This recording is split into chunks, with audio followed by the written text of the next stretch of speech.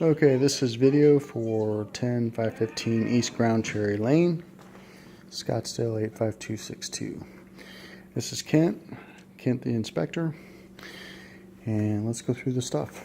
Okay.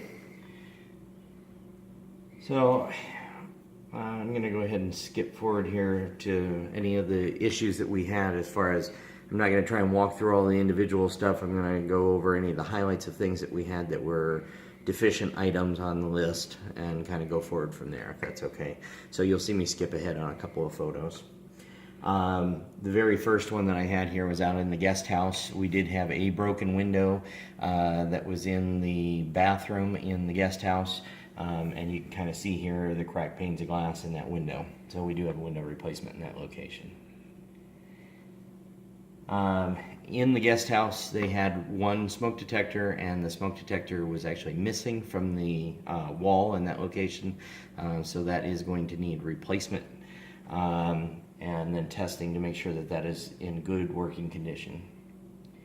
And then in the guest house, also behind the bathroom door, I did find a hole in the wall there that was caused by the door handle, so somebody opened that a little too far and hit the wall and caused a minor damage to the wall in that location. Those were the only things inside the guest house. There are some other items, but they're going to be on the exterior, which I'll get to in a minute.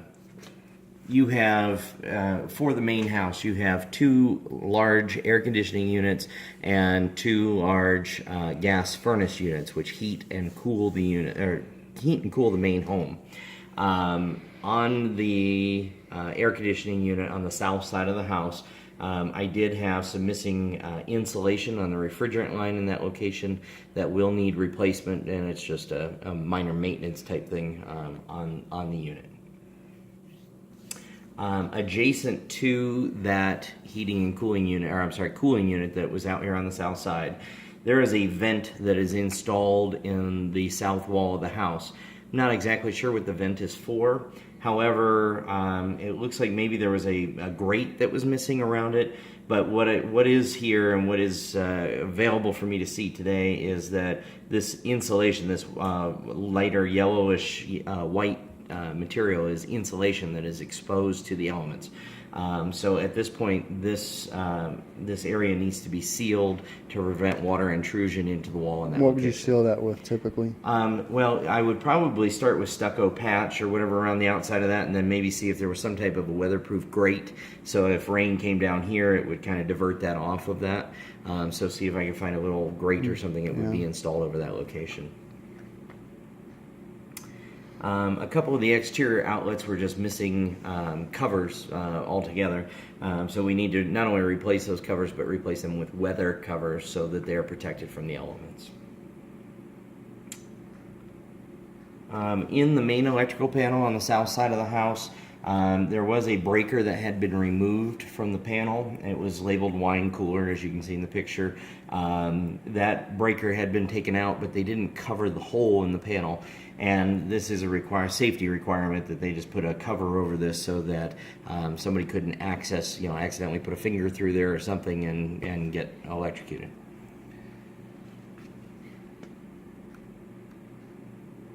The water softener unit, which is located out in the garage in the utility closet, has been unplugged, and there is no salt in the system. It currently is not being used. I do not know if that unit is functional. It appears to be abandoned. Now, there is obviously plumbing and everything there for a water softener. If this one doesn't work, replacement of that unit may be needed. And then the water heater also in that closet is approximately 11 years of age. It was replaced in 2004. This unit is what I would consider an older model unit, being that we expect water heaters in this area to last in the neighborhood of 7 to 10 years. So it is a little bit older unit. There is evidence that it had leaked here in the past, and there was no current leak going on today, but there was evidence that it has leaked in the past. So it is something I would definitely monitor as these still functions properly. Still seems to function properly. I have good hot water at all fixtures and faucets around the home. At this point, replacement is not necessary, but it is something that you may want to consider. Also at the top of that water heater unit, the flue piping that is up here, this should be attached to the top of the water heater with a couple of screws to keep that in place. I kind of moved this over a little bit today. It was sitting off to the side, and it was allowing some of the discharge from that water heater to be coming out here into the closet instead of going up through the flue pipe. So we just want to center that over the unit and secure that with a couple of screws on the top.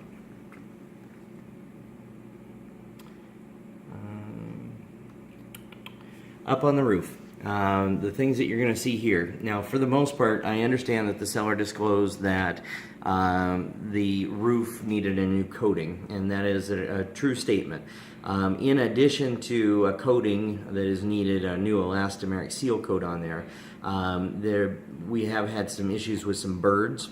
Birds like to peck into the foam material, which is the roofing material, and have created a lot of larger holes in the foam materials, which means that those also need to be sealed, and then the elastomeric coating be put over that. In addition, around the top of the what they call the parapet roof, or the parapet wall that surrounds the flat roof structure, you are seeing some cracking that's going on in the top of the parapet walls, which some of this is going to need to be sealed, and that is typically done with like a stucco type patching material, and then it will dry hard in those locations. So it's just a stucco patch and repaint. Now, typically, if we got to recoat or fill and recoat the roof, what are we looking at? Broad range cost-wise on something like that. Well, we talked a little bit earlier. I was probably a little bit low, but I'm gonna guess that your low end on this, considering what they're gonna have to do up there, they're gonna have to get up.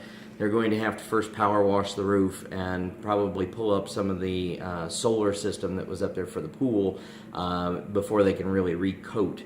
Right. Then you're going to have to put down that, or you're going to have to patch all those holes, patch the parapet walls on the tops, and then you're going to have to put a new coating down. I would say the very low end on that was probably going to be closer to $5,000, and it will potentially be more than that depending on what they deem necessary, but I would say the low end on that would probably be closer to 5.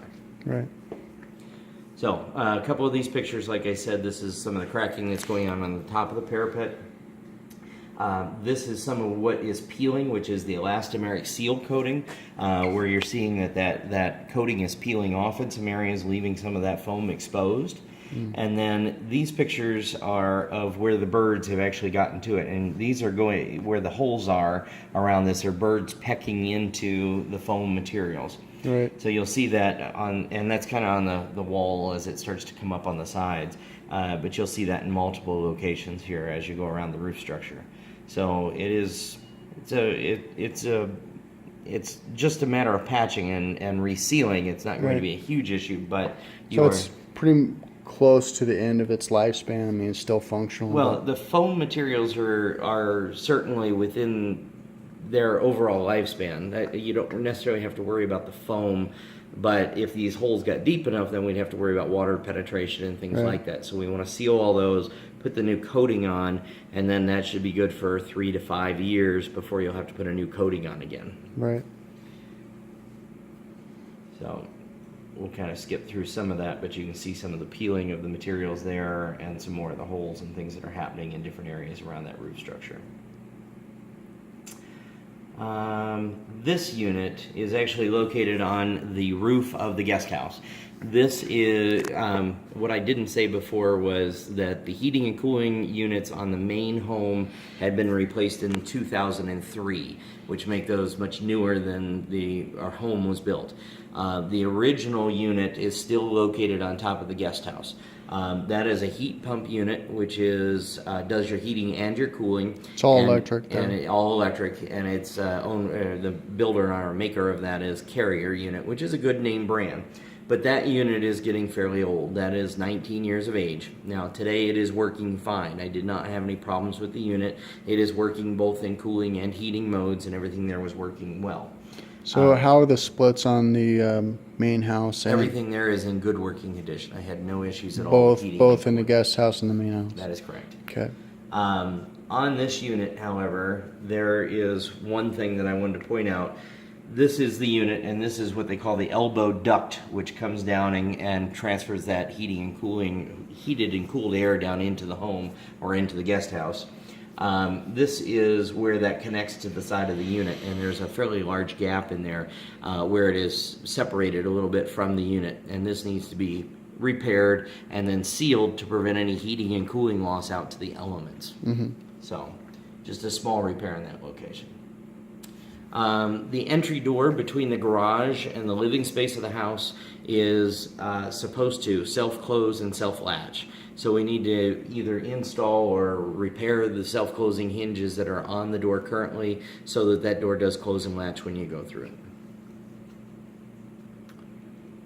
That's a handyman deal for the most part, right? Yes, that's a very simple fix. All right, the utility closet that is located on the exterior side of the home. Oh, off the master bedroom, right behind the master bedroom, bathroom area.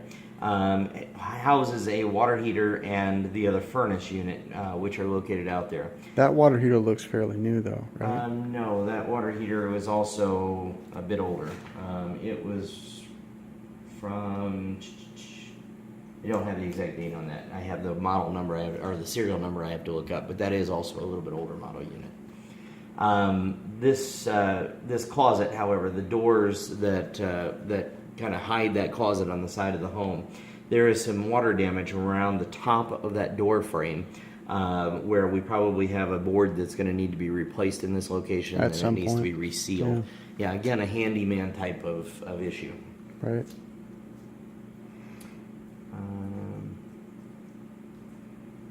The gate that leads out here between right next to the fireplace into the backyard, that has a missing board on the gate, and then the gate latch is also missing in that location. So we do need minor repairs to the gate there. All right, then with the pool equipment, I have a couple of different things that are going on. When I first go down, I did find a small drip leak that's coming from the connector. Right there. I'm sorry. I just pointed out the leak is right there. Yeah, it's right in this location here, and it's right where the piping connects to the pump unit. But we do have a small leak in that location that does need to be repaired. The solar system that is attached to the pool does not appear to be operational. All the service lights, these red lights here, are on, and they say that the water sensor service is required and the solar sensor service is required. So I'm not sure that any of that is actually functional for any heating of the pool or spa area at this time. So we do have some repairs that are needed in that location. Also, the gas heater that is located at the pool equipment, and this would be for the spa and possibly pool as well, had no response. So when I was out there trying to test that unit, I got no response from that unit whatsoever. I do have power that leads out of the sub panel there to the unit, but the unit was not responding. So is it getting power? It seems to be getting power, but there was no response from that Just unit. won't turn on. Yeah. Okay. So it's not like a breaker or something that's out. I do have one window on the interior of the home, which is inside the dining room. It's on the south side of the main dining room or the dining room area that has damage to the seal between the panes of glass. Which, in that case, we do have replacement of a window in that location that is recommended. There was a small hole, which is right above, right above the fireplace in the family room. So there's a fireplace in the family room, the TV, and there's the hole that's in the ceiling in that location. So we just have some patching and painting that's going to be needed in that location.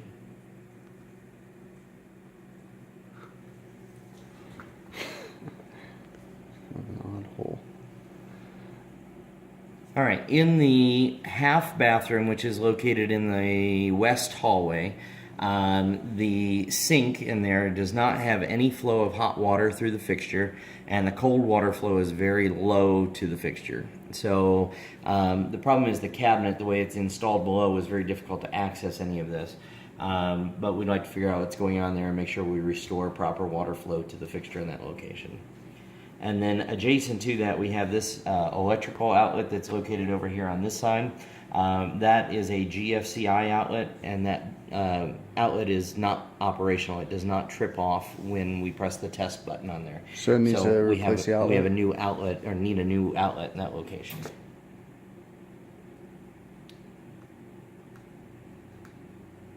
All right, and then with the pool equipment, we did find the switches that activate the jets inside the spa, and it looks like the lights and things around the pool and spa area. When I flip those switches all on, it trips a breaker in the panel down in next to the pool equipment, which once we turn that back on, everything activates again, but if we flip them all on again, it trips off. So we have too many things that are probably wired to the same circuit, or we're getting maybe water in an area that's causing something to trip off. But we're going to need to have somebody take a second look at this and figure out what's going on and make sure that those switches are functional and that we're not tripping that. And we breaker. have had a lot of rain today, so Yeah. that could have something to do with it too. It could. And then in the area around the pool equipment, down in this cavity, which is under the decking where the lounge chairs are located next to the pool, this is fairly full of water, almost about an inch deep that is in that And cavity. we've had like 4 inches of rain today. Yeah. Wow. So we have what looks to be maybe a drain on this side that looks like it might need to be cleaned out, and we may have some drainage there. If not, we have to figure out a way to get some of the water out of that area so that it's not building up in that location, because eventually it can cause damage to other things in there, other equipment and stuff if it got deep enough in that area. And I think that's it. I think that's it. Okay, so overall condition of the home, what would you say? Overall condition of the home is excellent. It's just, it appears the majority of the things that are problematic are really a lack of maintenance. So deferred maintenance items deferred mostly? maintenance and things that haven't been taken care of. If I were to highlight some things, obviously it would be we need the new roof coating and repair to the roof. We're going to have a couple of windows that need to be replaced. We had a broken one and one with a damaged seal. At some point. And at some point, it doesn't have to be immediate, but it is something that I would have on the list. And then getting the pool taken care of with where that breaker keeps tripping, and then making sure that we have a heating system that's in place for the spa and pool, either the solar system or the gas or both or whatever. But getting somebody to come in and take a look at some of that kind of stuff. Beyond that, I think the house is in very good condition. I don't have any, major issues here. But again, deferred maintenance and some stuff that needs to be done. Okay. Thank you, Kent.